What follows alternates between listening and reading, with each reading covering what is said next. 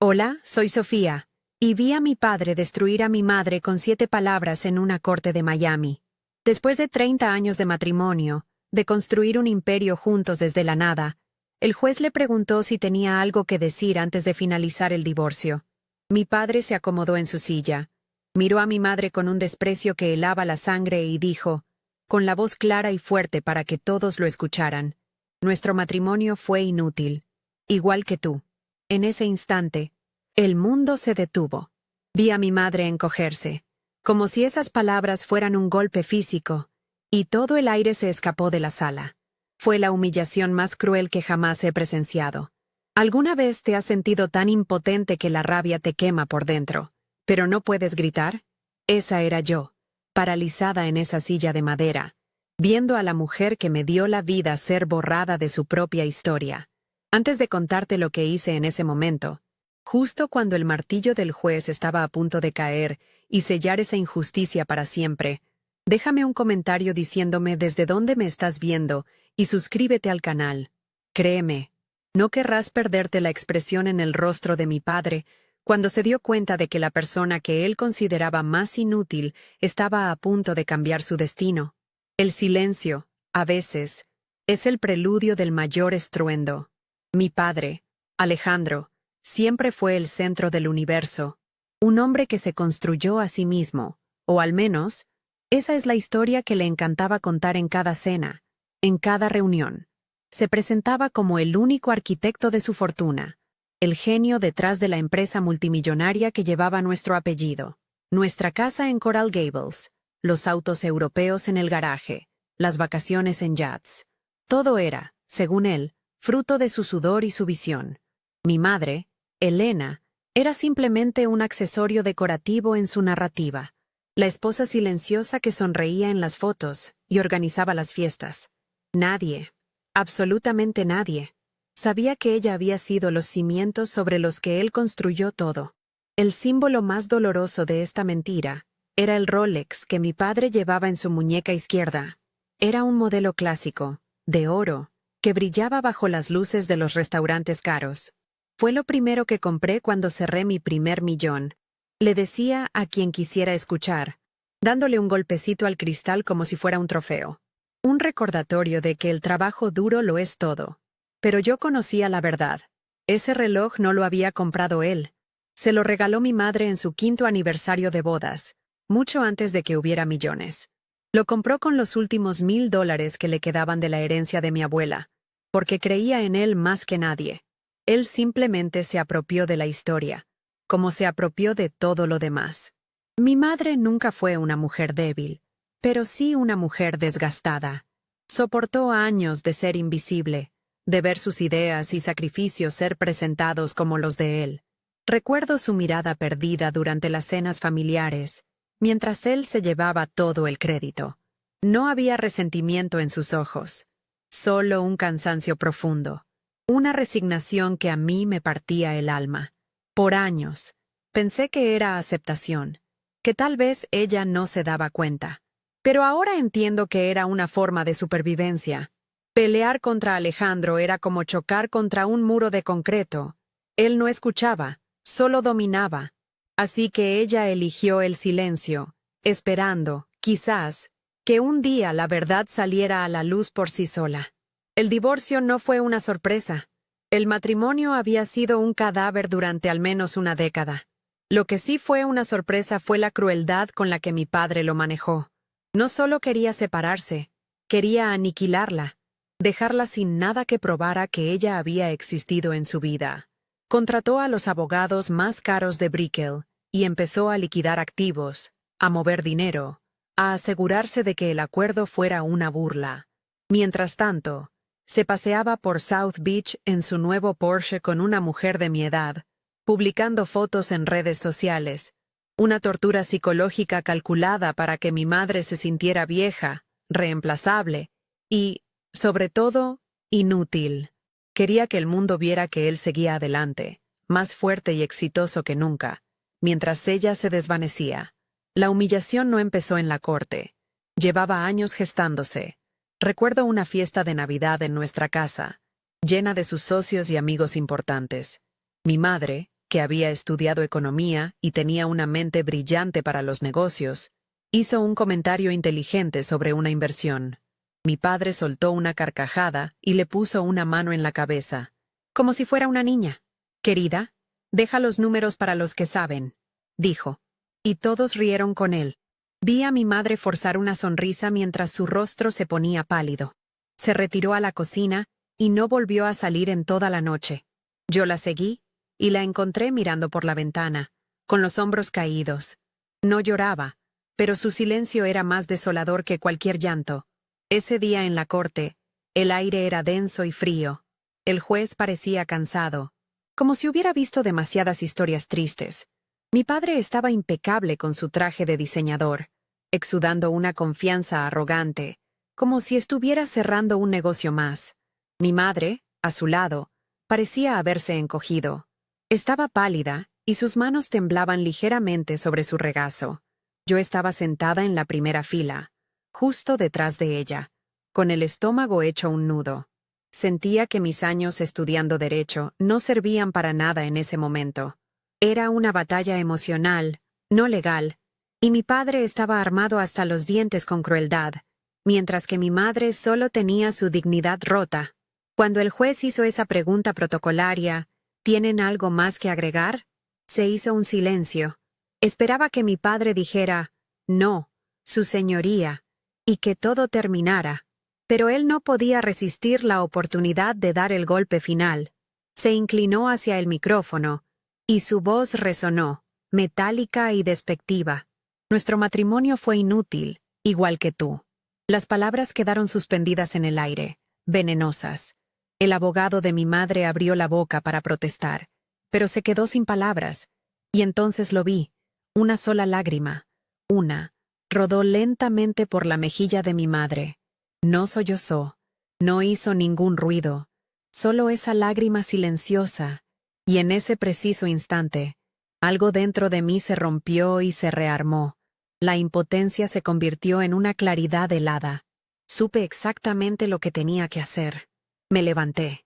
No fue un impulso, fue una decisión. El sonido de mi silla de madera raspando contra el piso de mármol resonó en el silencio sepulcral, un ruido crudo y fuera de lugar. Todas las miradas se giraron hacia mí, la del juez, irritada por la interrupción, la de los abogados, confundidos, la de mi madre, una mezcla de sorpresa y pánico, como si temiera que yo fuera a empeorar las cosas, y la de mi padre. Su mirada no era de confusión, era de pura furia. Era la misma mirada que usaba cuando un empleado cometía un error, una mirada que decía, «Te atreviste a desafiarme». Pero por primera vez en mi vida, esa mirada no me intimidó. El fuego en mi interior era más fuerte que su desprecio. La imagen de la lágrima de mi madre era mi armadura. No grité, no insulté. La rabia que sentía se había enfriado y solidificado en una determinación de acero. Mientras todos me miraban, mi mente trabajaba con una claridad que nunca antes había experimentado. No se trataba de venganza, eso lo tenía claro. La venganza es ruidosa y caótica. Esto era diferente. Esto era sobre la verdad. Era sobre restaurar un equilibrio que se había roto 30 años atrás. En mi mente, no veía a mi padre como el monstruo que era en ese momento, sino como el joven ambicioso que una vez fue, firmando un papel que, en su arrogancia, había olvidado por completo. Un papel que yo había encontrado por accidente hacía casi una década. Un fantasma del pasado que estaba a punto de materializarse en esa sala de tribunal. Tenía 15 años y estaba ayudando a mi madre a limpiar el viejo estudio de la casa. Un cuarto lleno de cajas polvorientas que mi padre se negaba a tirar pero que nunca miraba. En el fondo de un archivador oxidado, encontré una carpeta de cartón delgada y desgastada. Dentro, había un solo documento. El acta de constitución de Alejandro Enterprises, su primera empresa, la semilla de todo su imperio. El papel era amarillento y olía a tiempo guardado. Lo leí por curiosidad, porque ya en ese entonces soñaba con estudiar derecho. Las primeras páginas eran jerga legal estándar, pero al final, en la última página, había un anexo, una cláusula escrita a mano, con una caligrafía elegante que reconocí como la de mi madre. Y debajo, la firma impaciente y angulosa de mi padre, junto a un sello notarial. Esa cláusula era simple, pero su contenido era una bomba. Decía, en términos legales inequívocos, que el capital inicial para la fundación de la empresa, una suma de $50,000, provenía en su totalidad de la herencia que Elena, mi madre, había recibido de sus padres. A cambio de esta inversión fundamental, se le otorgaba el 50% de la propiedad de la empresa como socia silenciosa. $50,000 en esa época era una fortuna. Era el dinero que mi madre había recibido tras perder a mis abuelos en un accidente. Un dinero manchado de dolor que ella había entregado ciegamente, por amor y por fe en el hombre con el que se había casado. Era la prueba irrefutable de que ella no era un accesorio. Ella era la piedra angular. Recuerdo haberle llevado el documento a mi madre esa misma tarde. Estaba en la cocina, preparando la cena. Lo miró, y por un segundo, vi un destello de algo en sus ojos, un recuerdo de la mujer que fue, pero desapareció tan rápido como llegó. «Ay, mi amor, eso es de hace siglos», me dijo, doblando el papel con cuidado y devolviéndomelo. «Tu padre construyó todo lo demás. Esto es solo un papel viejo». No quise insistir, pero no le creí. No era solo un papel viejo. Era su historia, su contribución, su verdad, y la estaba dejando morir en un cajón. Así que no lo devolví a la caja. Lo guardé en un lugar seguro, sin saber por qué, solo sintiendo que algún día esa verdad necesitaría una voz. Y ese día había llegado. De vuelta en la corte, el martillo del juez estaba suspendido en el aire, a punto de caer y validar la mentira de mi padre para siempre. El tiempo pareció ralentizarse. Podía escuchar el zumbido de las luces fluorescentes, el murmullo ahogado del abogado de mi padre diciéndole que se sentara. Sentí el pánico subir por mi garganta. Una voz que me gritaba que me sentara, que no hiciera una escena, que estaba a punto de cometer el mayor error de mi vida. ¿Y si el juez se negaba a verlo? ¿Y si legalmente ya no tenía validez? El riesgo era enorme. Podría terminar humillada yo también, y arrastrar a mi madre conmigo a un pozo aún más profundo de vergüenza. Pero entonces volví a mirar a mi madre. Ya no estaba llorando. Estaba mirándome fijamente, con los ojos muy abiertos, y en ellos no vi miedo, sino una pregunta silenciosa que llevaba 30 años sin respuesta, y supe que no podía fallarle.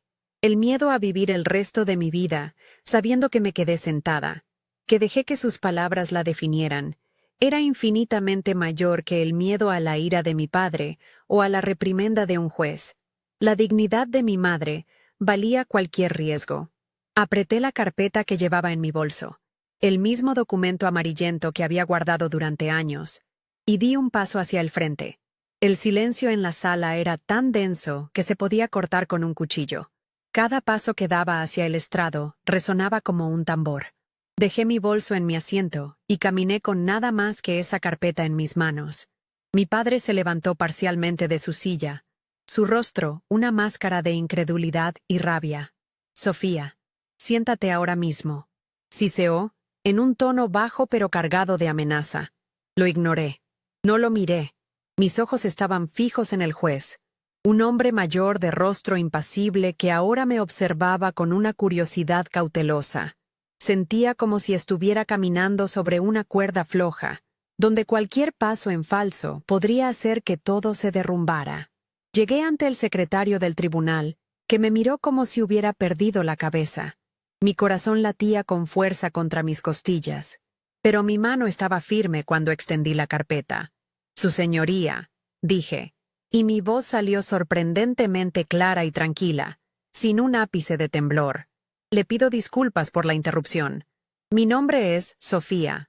Soy la hija de los presentes, y hay una prueba fundamental para este caso que, por un descuido, no ha sido incluida en el expediente.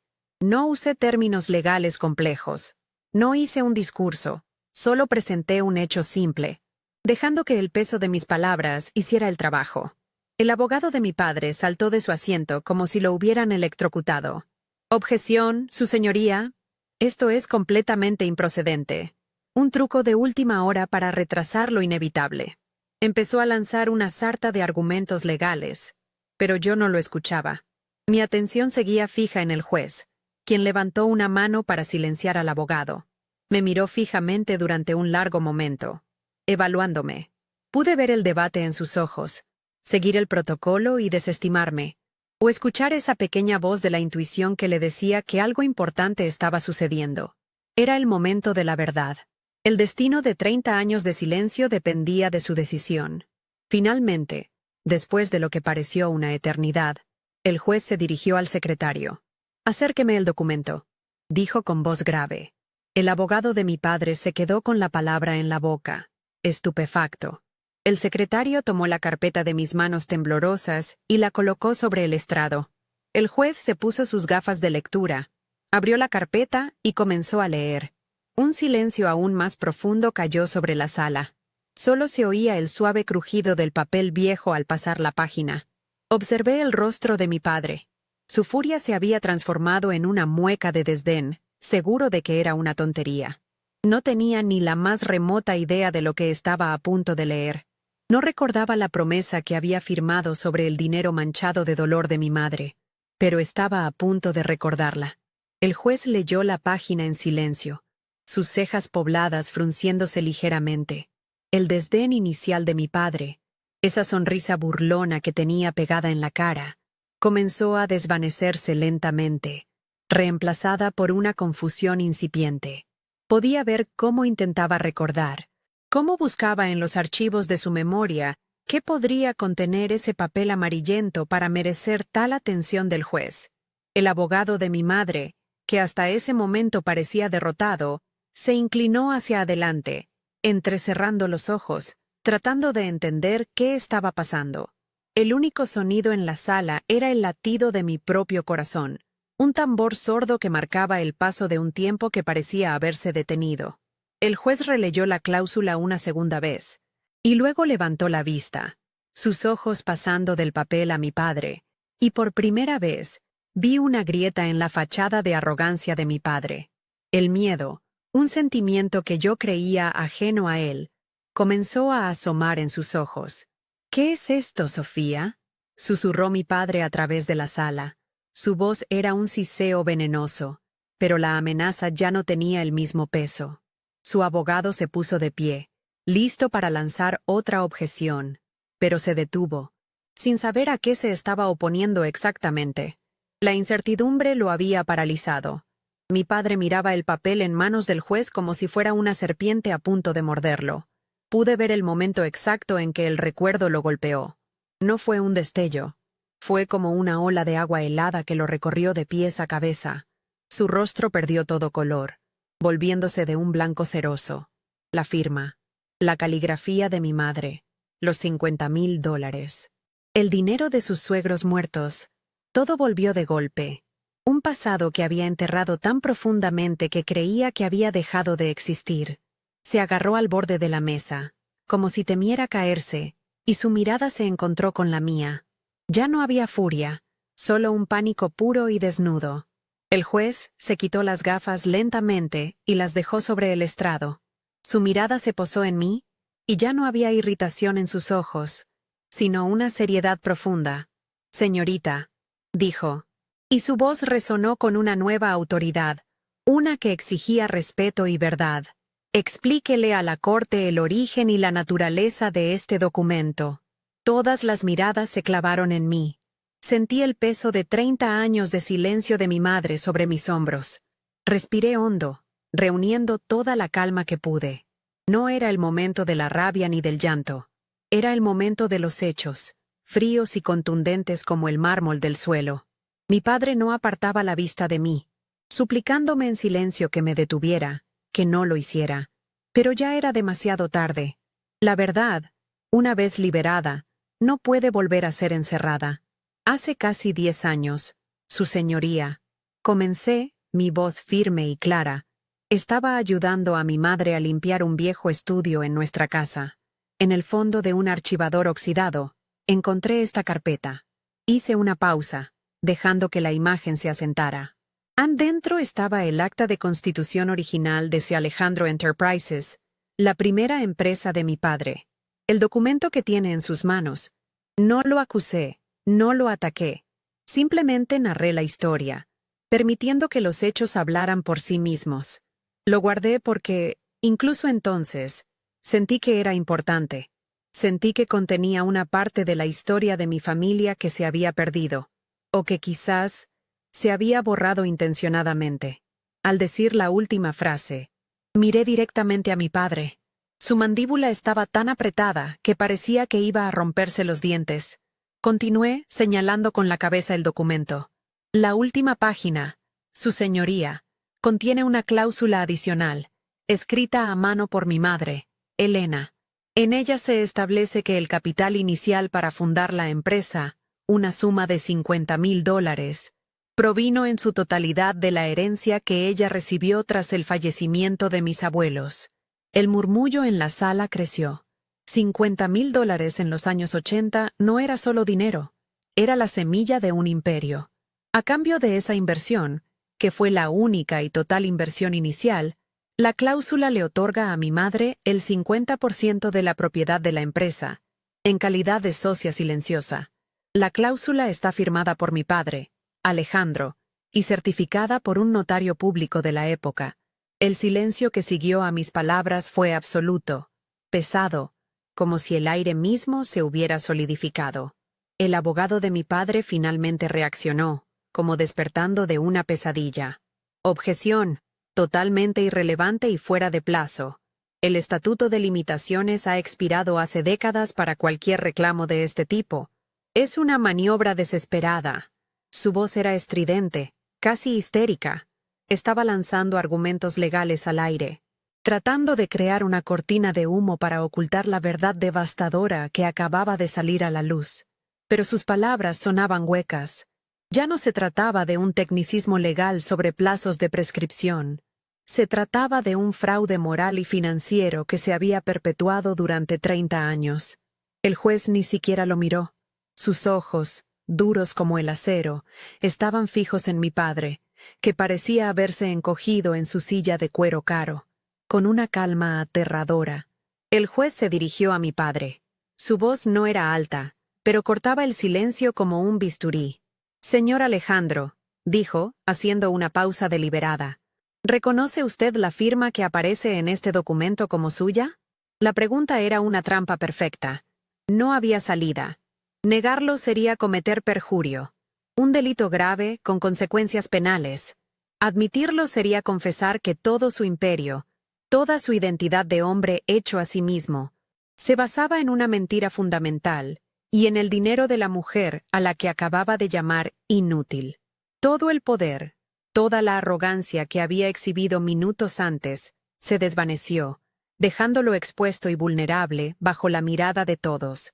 El hombre que controlaba todo, de repente, no controlaba nada. El tiempo se estiró hasta el infinito. Mi padre abrió la boca, la cerró, se pasó una mano por el pelo, un gesto nervioso que nunca le había visto hacer. El Rolex de oro en su muñeca, el supuesto símbolo de su primer millón ganado con esfuerzo, ahora parecía una burla, un grillete brillante que lo ataba a su engaño. Podía ver la lucha en su rostro, la batalla entre su orgullo y su instinto de supervivencia. Miró a su abogado, buscando una salvación que no existía. Miró a mi madre, cuyo rostro permanecía impasible, una máscara de dolor y dignidad. Finalmente, sus ojos volvieron a encontrarse con los del juez, y supo que estaba derrotado. El silencio era su respuesta, un silencio que gritaba, sí, más fuerte que cualquier palabra. Es un papel viejo. Balbuceó finalmente. Su voz apenas un susurro ronco.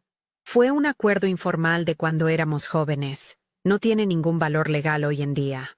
Fue la defensa más débil imaginable. Una admisión de culpa disfrazada de desdén. Ya no negaba la firma, solo su importancia. Pero la importancia no la decidía él. El abogado de mi madre, que había estado observando todo con una fascinación creciente, se levantó lentamente. Una sonrisa, la primera que le veía en todo el día, se dibujó en su rostro. Se ajustó la corbata y se dirigió al juez, su voz ahora llena de una confianza renovada. Su señoría, con el debido respeto, este papel viejo es la piedra angular sobre la que se construyó todo el patrimonio conyugal. El juez asintió lentamente, como si las palabras del abogado simplemente confirmaran lo que él ya había deducido. Recogió el documento y lo sostuvo en alto, como si fuera una evidencia irrefutable. «Señor Alejandro», dijo, y su voz adquirió un tono de finalidad que heló la sangre. «Puede que el plazo para un reclamo de sociedad haya prescrito, pero este documento demuestra, sin lugar a dudas, que los activos que usted ha presentado ante esta corte como exclusivamente suyos tienen un origen compartido». Se quitó las gafas de nuevo y miró a mi padre con una expresión de profundo desprecio. La premisa de este divorcio, la narrativa de que su esposa no contribuyó en nada, es una falsedad. Esto no es un simple descuido. Esto, señor, se acerca peligrosamente a un fraude procesal. Esto lo cambia absolutamente todo. El martillo, que minutos antes estaba a punto de sellar la humillación de mi madre, ahora pendía sobre la cabeza de mi padre, listo para hacer justicia. Las palabras del juez cayeron en la sala como piedras en un lago en calma, creando ondas de choque que alcanzaron cada rincón. «Un receso de 1 hora», gritó, golpeando el mazo con una fuerza que pareció sacudir las paredes. El sonido fue un punto y final, no para el divorcio, sino para la mentira de mi padre. De repente, el silencio solemne se rompió en un caos de murmullos y movimientos apresurados. El abogado de mi padre, un hombre que hasta ese momento parecía tallado en granito, se desmoronó. Se abalanzó sobre mi padre, susurrándole frenéticamente al oído, gesticulando hacia el documento que el secretario ahora guardaba como si fuera un tesoro nacional. Vi a mi padre intentar levantarse, pero sus piernas parecieron traicionarlo. Se apoyó pesadamente en la mesa, su rostro del color del papel, sus ojos fijos en mí, no con ira, sino con una incredulidad absoluta, como si yo fuera una extraña que acababa de apuñalarlo por la espalda. Mientras el drama de mi padre se desarrollaba, yo solo tenía ojos para mi madre. Se giró en su asiento lentamente, como si despertara de un largo sueño. Todavía no decía nada, pero todo en ella había cambiado. Ya no era la mujer encogida que había entrado en esa sala. Su espalda estaba recta, sus hombros echados hacia atrás. Levantó la barbilla, y sus ojos, que durante tanto tiempo habían sido pozos de una tristeza resignada, ahora brillaban con una luz nueva y feroz. No era triunfo, no era alegría, era algo más profundo, más primario. Era el regreso de su espíritu. Nos miramos a través de la distancia que nos separaba, y en esa mirada silenciosa, sentí que la estaba conociendo por primera vez. La verdadera Elena, la mujer que había apostado todo por amor y que, después de 30 años, finalmente estaba viendo su apuesta dar frutos, aunque de la manera más dolorosa posible. El abogado de mi madre, un hombre llamado David, se acercó a nosotras, su rostro transformado. La expresión de derrota profesional había sido reemplazada por una de euforia contenida, la de un jugador que acaba de recibir la carta que le da la victoria. «Sofía», dijo, su voz vibrante de emoción. «Y no sé cómo lo hiciste, pero acabas de cambiar el juego por completo. Esto es una bomba». Se inclinó hacia mi madre y le habló en voz baja pero firme. «Elena, ahora tenemos el control. No aceptes nada menos de lo que mereces. Y lo que mereces es la mitad de todo. Desde el primer día». Mi madre asintió lentamente, su mirada todavía fija en mí. Era como si el mundo exterior, con sus abogados y sus procedimientos, hubiera desaparecido, y solo existiéramos nosotras dos en ese momento de reconocimiento mutuo. Fuimos conducidas a una pequeña sala de conferencias privada, de esas con paredes blancas y una mesa de madera genérica que huelen a café rancio y desesperación. El aire dentro era denso. David, el abogado, caminaba de un lado a otro, dictando notas en su teléfono, planeando su estrategia. Mi madre y yo nos sentamos una frente a la otra, en un silencio que ya no era incómodo ni doloroso. Era un silencio de procesamiento, de dejar que la magnitud de lo que acababa de suceder se asentara. Ella extendió su mano sobre la mesa y yo puse la mía sobre la suya. Su piel estaba fría, pero su agarre era firme, inquebrantable. Tenía miedo, susurró, su voz apenas audible. Tenía miedo de que él te hiciera daño por esto. No estaba pensando en el dinero ni en la empresa. Estaba pensando en mí, incluso en su momento de reivindicación. Su primer instinto seguía siendo el de una madre protegiendo a su hija. De repente, la puerta se abrió sin llamar. Era mi padre. Su abogado intentó detenerlo, pero él lo apartó con un empujón. Entró en la habitación como un animal herido y enjaulado, sus ojos buscando los míos con una desesperación salvaje. Su traje de diseñador estaba arrugado, su pelo perfecto, ahora despeinado. La máscara de poder y control se había hecho añicos, revelando al hombre pequeño y asustado que había debajo. «Sofía, ¿por qué?», preguntó, su voz rota, una mezcla de súplica y acusación. «Después de todo lo que te he dado, la mejor educación, el auto, la vida que tienes, ¿así es como me pagas? ¿Humillándome frente a todos?» No estaba pidiendo perdón. Estaba tratando de hacerme sentir culpable, su última y más patética arma. Antes de que yo pudiera responder, mi madre se levantó, se interpuso entre mi padre y yo, un escudo humano que yo no sabía que necesitaba.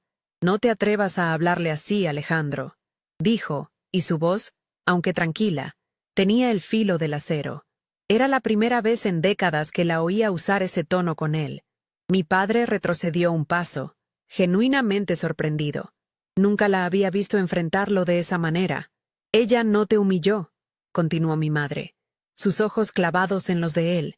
«Ella simplemente dijo la verdad.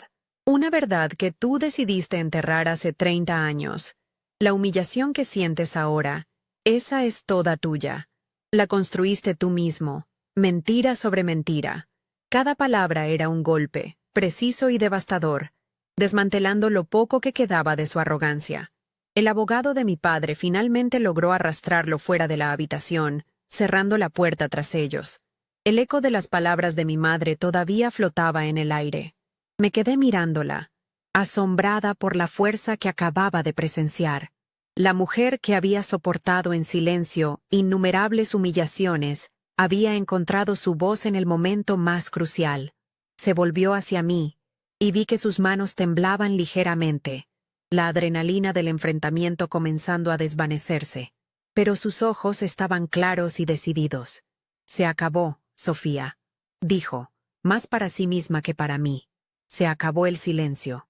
En ese momento, entendí que mi acción no solo había revelado un documento, había despertado a una leona. Poco después, David volvió a entrar en la sala, esta vez con una sonrisa que iba de oreja a oreja. «Acabo de recibir una llamada del abogado de tu padre», anunció, frotándose las manos con anticipación. De repente, «están muy interesados en llegar a un acuerdo. Quieren evitar que ese documento se analice formalmente en la corte. Tienen miedo de las implicaciones de fraude». Se sentó frente a nosotras, su energía llenando la pequeña habitación. Me ofrecieron el 20% de los activos totales. Una oferta ridícula, un insulto. Obviamente, la rechacé. Miró a mi madre, esperando su aprobación, su instrucción. Ya no era el abogado dirigiendo a un cliente pasivo. Ahora era un consejero esperando las órdenes de su reina. Mi madre ni siquiera parpadeó. «Dile que mi oferta es del 50%, dijo con una calma glacial. 50% de todo, retroactivo al día en que firmamos ese papel, incluyendo el valor actual de la empresa, todas las propiedades, las inversiones, y quiero el Rolex». David levantó una ceja ante lo último. «¿El reloj, Elena?», preguntó confundido. «Sí», respondió ella, su voz firme. «Ese reloj es el símbolo de su mentira más grande. Lo compró con mi dinero, con el dinero de mis padres. Quiero que cada vez que se mire la muñeca vacía, recuerde que su imperio se construyó sobre la mujer que llamó inútil. No era venganza, era justicia poética, un acto simbólico que valía más que cualquier suma de dinero». David sonrió, una sonrisa de puro deleite profesional. «Me encanta. dijo. Es brillante. Salió de la habitación para transmitir la contraoferta, dejándonos solas de nuevo. El aire ya no estaba tenso, sino cargado de una electricidad expectante.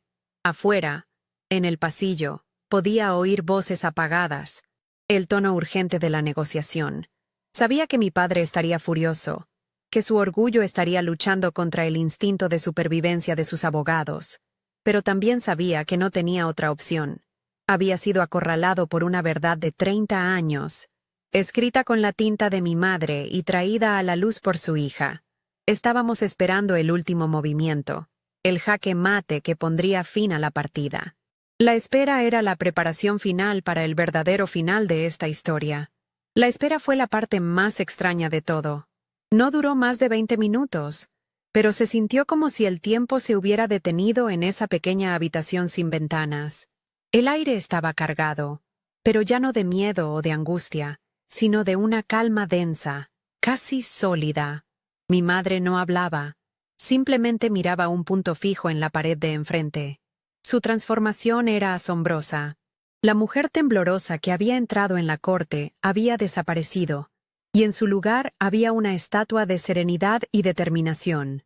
Ya no estaba encorvada por el peso de los años de humillación. Su espalda estaba recta, su barbilla alta. Por primera vez en mi vida, no sentía la necesidad de protegerla. Sentía que ella nos estaba protegiendo a ambas con la fuerza de su silencio. Un silencio que ya no era de sumisión, sino de poder absoluto. Estábamos esperando el resultado de una guerra que ella había ganado 30 años atrás, aunque la sentencia final apenas se estuviera dictando ahora. David volvió a entrar en la sala con una energía que casi hizo vibrar las paredes. Su rostro, antes tenso y profesional, ahora estaba iluminado por una sonrisa de pura satisfacción, la de un hombre que sabe que tiene en sus manos una victoria histórica. No se imaginan el caos que hay ahí fuera, dijo, aflojándose el nudo de la corbata como si acabara de correr una maratón. Alejandro está fuera de sí, gritando que prefiere quemarlo todo antes que ceder. Sus abogados están tratando de controlarlo, explicándole que ya no tiene opción, que el documento es una bomba atómica legal, que podría llevar a investigaciones por fraude fiscal y perjurio. Están aterrorizados. Se detuvo y nos miró a ambas, su sonrisa ampliándose. Están acorralados, y lo saben. La arrogancia se les ha caído a pedazos. Ahora solo les queda la desesperación. La imagen de mi padre, el hombre de control impecable, perdiendo los estribos en un pasillo de la corte, era casi imposible de procesar, pero confirmaba que el mundo, tal como lo conocíamos, se había invertido por completo. Han vuelto con una contraoferta, continuó David, sentándose y abriendo su libreta, aunque era obvio que no la necesitaba. Es mucho mejor, lo que demuestra lo asustados que están. Ofrecen el 35% de los activos líquidos y de las propiedades inmobiliarias, incluyendo la casa de Coral Gables y el apartamento en Fisher Island. Hizo una pausa, mirándonos para medir nuestra reacción. Pero, y este es un gran pero, la oferta excluye explícitamente cualquier participación en la empresa. Quieren que firmes un acuerdo renunciando a cualquier derecho futuro sobre Alejandro Enterprises. Es su último intento de salvar su ego, de poder seguir contando la historia de que él construyó la empresa solo. Es una oferta de dinero, no de justicia. Están tratando de comprar tu silencio sobre la verdad. Era una jugada predecible, un intento desesperado por parte de mi padre de aferrarse al núcleo de su mentira, al trofeo que más le importaba, su legado como un genio solitario. Mi madre ni siquiera lo dejó terminar su análisis. Antes de que David pudiera dar su opinión profesional, ella habló. Su voz era suave, casi un susurro, pero llenó la habitación con una autoridad inquebrantable. No, dijo simplemente. La palabra, tan pequeña, tuvo el impacto de un portazo. David la miró, sorprendido por su rapidez. Ella se inclinó ligeramente hacia adelante, sus ojos fijos en los de él, sin un atisbo de duda. Diles que mi oferta no ha cambiado. 50% de todo. De la empresa. De las cuentas. De cada propiedad. de cada inversión que se haya hecho desde el día en que firmamos ese papel. No quiero una compensación, David. Quiero lo que es mío por derecho. Luego añadió, con la misma calma letal. Y quiero el reloj. Mi oferta no es negociable. Es mi condición final. O lo toman, o nos vemos de nuevo frente al juez, y dejamos que él decida qué hacer con ese papel viejo. Ya no era una víctima pidiendo ayuda. Era una socia dictando los términos de la disolución. David se quedó en silencio por un momento, simplemente observándola con una mezcla de asombro y admiración. Luego, una lenta sonrisa se extendió por su rostro. «Entendido», dijo, poniéndose de pie. «Será un placer transmitir el mensaje». Salió de la habitación, y la espera comenzó de nuevo. Pero esta vez fue diferente. Podíamos oír las voces a través de la puerta. Un murmullo agitado que de vez en cuando se elevaba hasta convertirse en un grito ahogado. Reconocí la voz de mi padre, rota por la furia y la incredulidad. No necesitaba entender las palabras para saber lo que estaba diciendo. Estaba luchando como un animal atrapado, negándose a aceptar que había perdido el control, que la mujer que había borrado de su historia ahora sostenía el bolígrafo para escribir el capítulo final. Y por primera vez, al oír su rabia, no sentí miedo ni tristeza. Sentí una calma extraña, la certeza de que la justicia, a veces, es un sonido áspero y doloroso. Pasaron otros 10 minutos que parecieron una hora. Finalmente, la puerta se abrió. No era David, era el abogado principal de mi padre. Un hombre de aspecto impecable y gesto permanentemente arrogante, que ahora parecía haber envejecido 10 años. Entró en la habitación con los hombros caídos, su portafolio de cuero colgando de su mano como un peso muerto. Evitó nuestra mirada, dirigiendo sus ojos cansados únicamente a David, que había entrado detrás de él. Se detuvo en medio de la habitación. Suspiró profundamente, como un hombre que está a punto de anunciar una muerte. «Aceptamos los términos», dijo, y las palabras salieron de su boca sin fuerza, desprovistas de toda la pomposidad que lo caracterizaba. Todos los términos.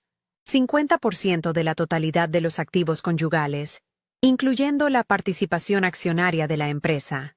Prepararemos los documentos para la transferencia de inmediato. El silencio que siguió fue la confirmación de la victoria más absoluta y silenciosa que jamás había presenciado.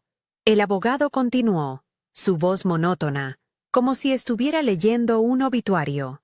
Detalló los siguientes pasos: la auditoría de los activos, la valoración de la empresa, la liquidación de ciertas inversiones para garantizar la división equitativa. Era un discurso técnico, frío, diseñado para despojar al momento de toda su carga emocional. Pero era inútil. La magnitud de lo que estaba sucediendo trascendía cualquier jerga legal. Estaba describiendo el desmantelamiento de un imperio construido sobre una mentira. Y entonces, se detuvo, tragó saliva con dificultad, y añadió la última pieza. Y, por supuesto, dijo, casi en un susurro, el reloj. Mi cliente se lo entregará personalmente, como gesto de cierre. La palabra cierre sonó falsa, ridícula. No era un cierre, era una rendición incondicional. Justo en ese momento, mi padre apareció en el umbral de la puerta, detrás de su abogado. Su rostro era una máscara de cera, pálido y sin expresión. Sus ojos, que siempre habían ardido con arrogancia y poder, estaban apagados, vacíos. Entró en la habitación con pasos lentos y pesados, como si caminara bajo el agua. No nos miró a ninguna de las dos. Su mirada estaba fija en la mesa de madera pulida que nos separaba. Se detuvo frente a mi madre. El silencio era tan absoluto que podía oír mi propia respiración. Lentamente, levantó su muñeca izquierda. El Rolex de oro brilló por última vez bajo la luz fluorescente de la oficina. Con su otra mano, torpe y temblorosa, deshizo el broche. El clic metálico al abrirse sonó como un disparo en la quietud de la sala, el sonido final de una era que llegaba a su fin. Se quitó el reloj y lo sostuvo en la palma de su mano por un segundo, como si sopesara el peso de sus 30 años de engaño. Luego, sin mirarla a los ojos, lo colocó sobre la mesa. No lo entregó. Lo deslizó por la superficie lisa de madera, hasta que se detuvo justo delante de mi madre. Fue un gesto de derrota total, de humillación autoimpuesta. Su muñeca, ahora desnuda, mostraba una marca pálida en la piel, un círculo blanco donde el sol nunca había tocado.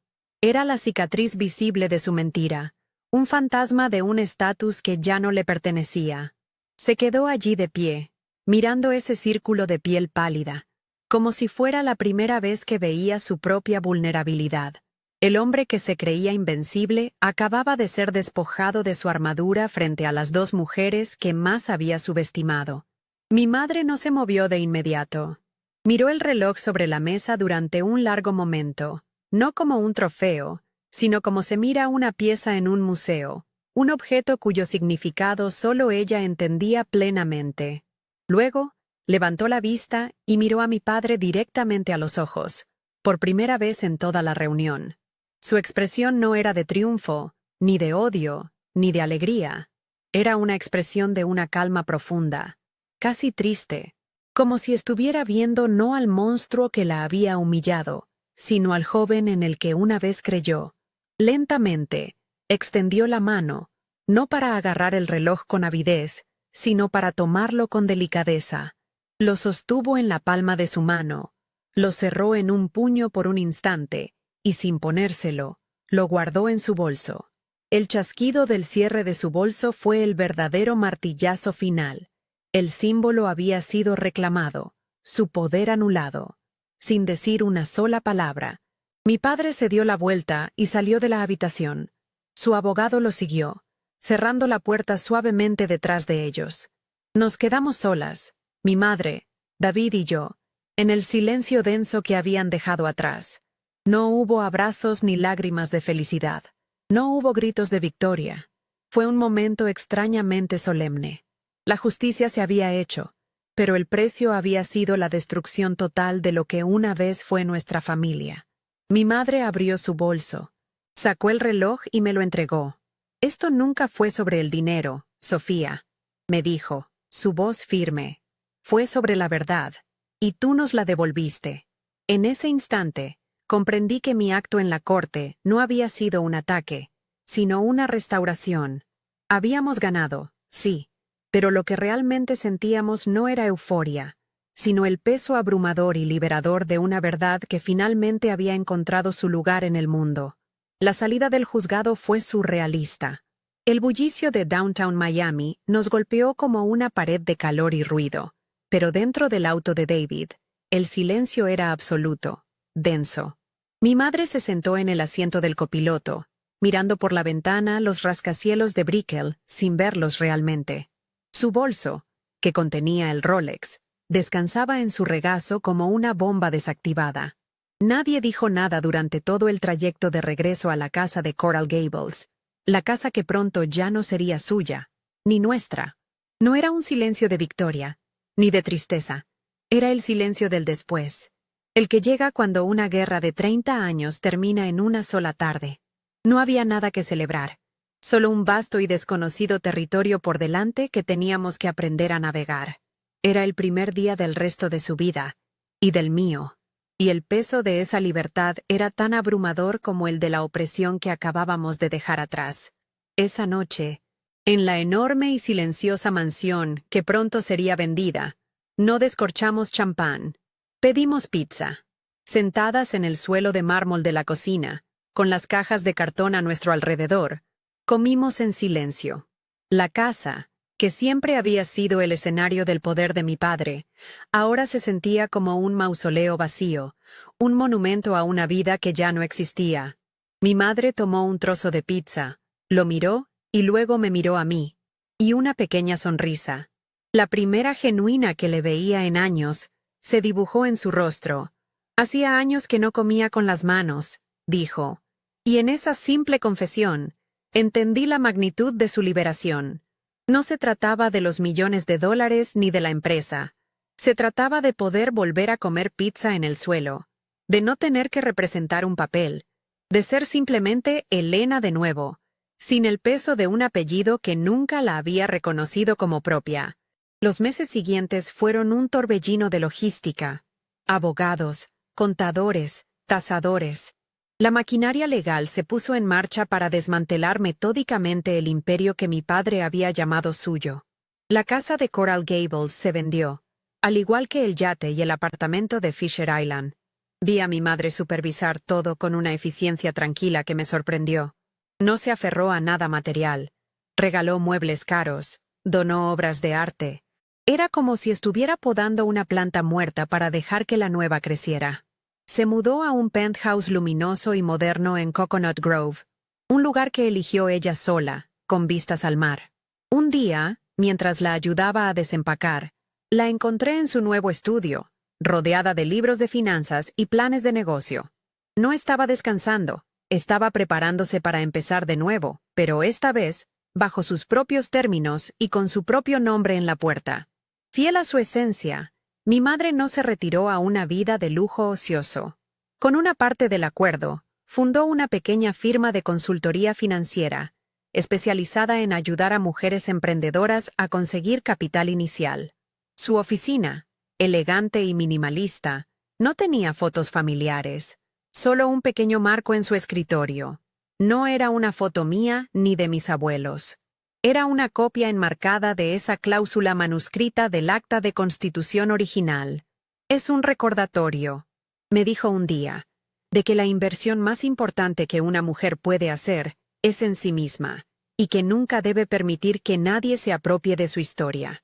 Verla en su elemento, asesorando a otras mujeres con la brillantez que mi padre había intentado apagar durante décadas, fue la verdadera victoria. Estaba construyendo un nuevo legado, uno que no se basaba en el ego, sino en el empoderamiento. De mi padre supe poco, y lo que supe fue a través de terceros. La humillación en la corte fue un golpe del que su ego nunca se recuperó. El divorcio, con la revelación de sus cimientos fraudulentos, se convirtió en el chisme del círculo social y empresarial de Miami. Perdió credibilidad. Socios de toda la vida empezaron a distanciarse.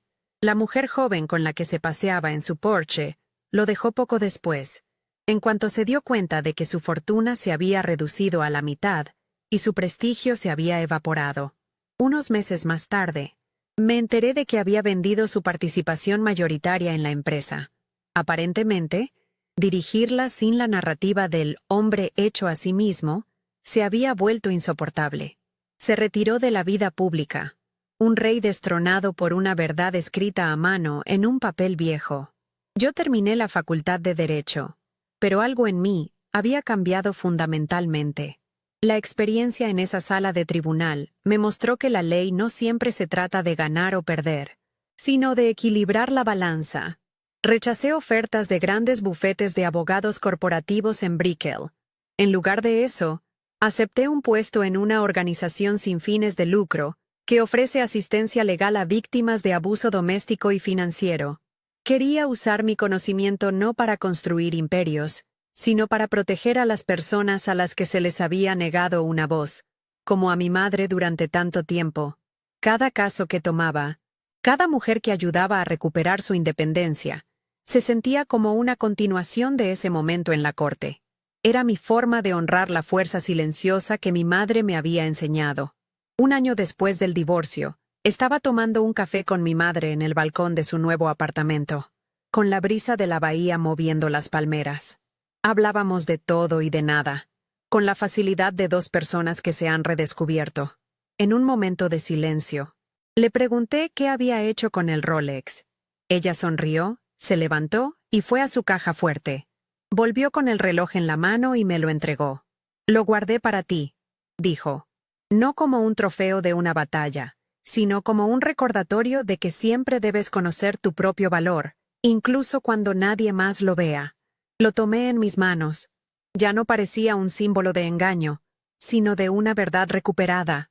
No lo he usado ni una sola vez, pero lo guardo como la herencia más valiosa que me dejó mi familia, la prueba de que la dignidad no tiene precio. La última vez que vi a mi padre fue hace unos 6 meses.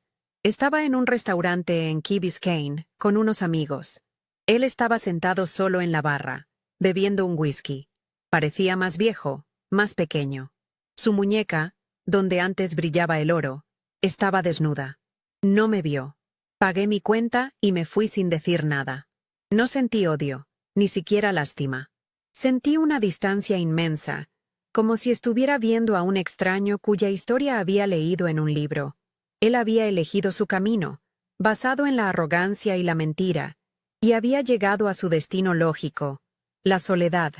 Nuestra familia se había roto, pero de las ruinas, mi madre y yo habíamos construido algo nuevo, más fuerte y mucho más real. Nuestra vida ahora es tranquila. Mi madre viaja, dirige su empresa y es mentora de docenas de mujeres. Yo sigo mi trabajo, encontrando un propósito que el dinero nunca podría comprar. A veces, en las noches tranquilas, recordamos esa tarde en la corte, no con dolor, sino con una especie de asombro reverente. Fue el día en que una lágrima silenciosa desató un terremoto.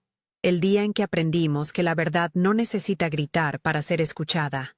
Y que a veces, el acto más poderoso no es levantar la voz, sino simplemente levantarse y presentar los hechos, permitiendo que la justicia, a su propio ritmo, haga el resto. No es un final de cuento de hadas, pero es nuestro final, y es real. Si conoces a alguien que necesite escuchar este mensaje de confianza en sí misma, por favor, comparte este video con esa persona. No olvides suscribirte para más historias sobre encontrar tu propio camino, incluso cuando no es el que los demás esperan. Gracias por escucharme.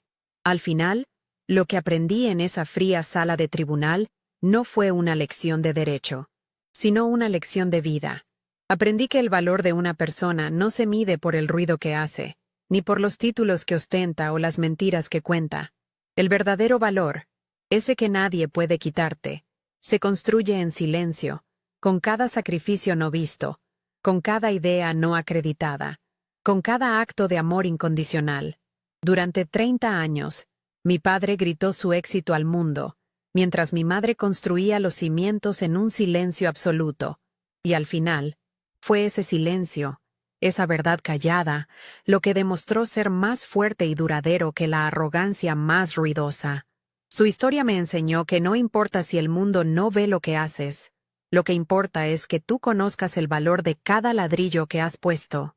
Esta historia no es solo sobre un divorcio o una fortuna, es sobre el poder de la verdad y la fragilidad del ego. Mi padre construyó un imperio sobre una mentira, y todo lo que se necesitó para derrumbarlo fue un simple trozo de papel que decía la verdad.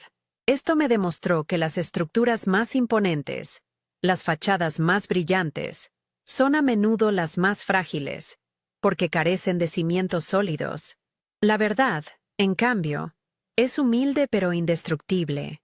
Puede ser enterrada, ignorada, silenciada durante décadas, pero nunca desaparece.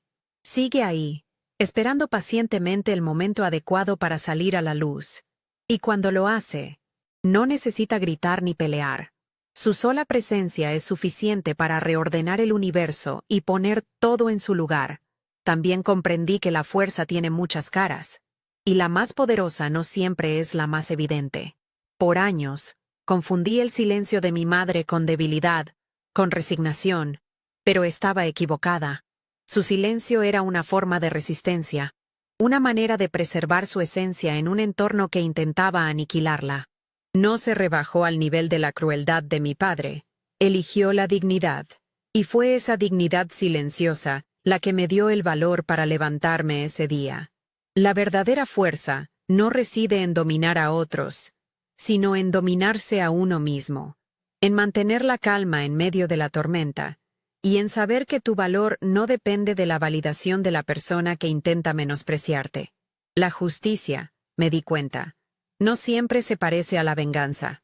Al principio, una parte de mí quería ver a mi padre humillado, destruido, tal como él había intentado hacer con mi madre, pero cuando todo terminó, no sentí euforia por su caída.